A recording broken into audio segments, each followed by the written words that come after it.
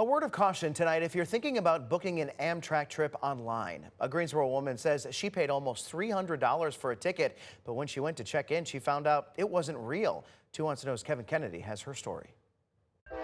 Every day, around 300 Amtrak trains crisscross the country, shuttling thousands and thousands of people.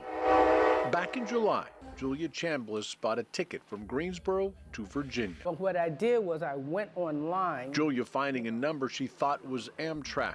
It wasn't. When they answered the phone, they said Amtrak, and I said, I wanted to make reservations for a ticket. An e-ticket sent, almost $300 paid, the trip a few weeks away. The very next day, I went to Amtrak here in Greensboro, showed them my phone, and they said, okay, and they printed me out a ticket. This is the ticket Julia says she was given. Before the trip, she went back to Amtrak to make some changes. I showed them my ticket and everything. This is 1 day away from leaving.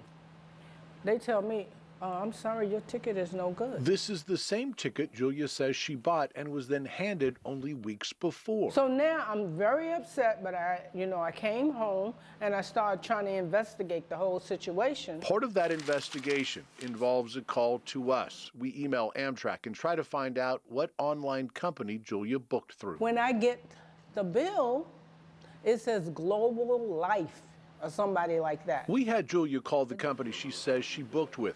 Listen to what happens. This is Amtrak. This is the reservation desk. The third-party company saying it's Amtrak reservations. So Julia asks, so can you just tell me, where are you located? Hello? Hello? When pressed, the person hangs up.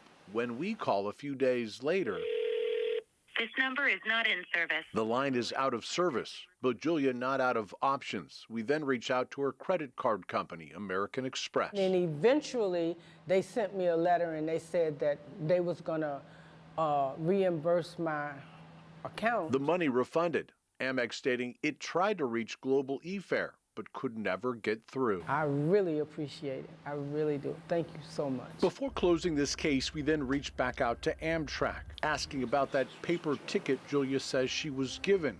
A representative telling us Amtrak takes fraud very seriously, including potential risks created by bad faith actors trying to take advantage of our customers. Adding the best way to buy a ticket is through Amtrak.com, their mobile app, or 1-800-USA-RAIL.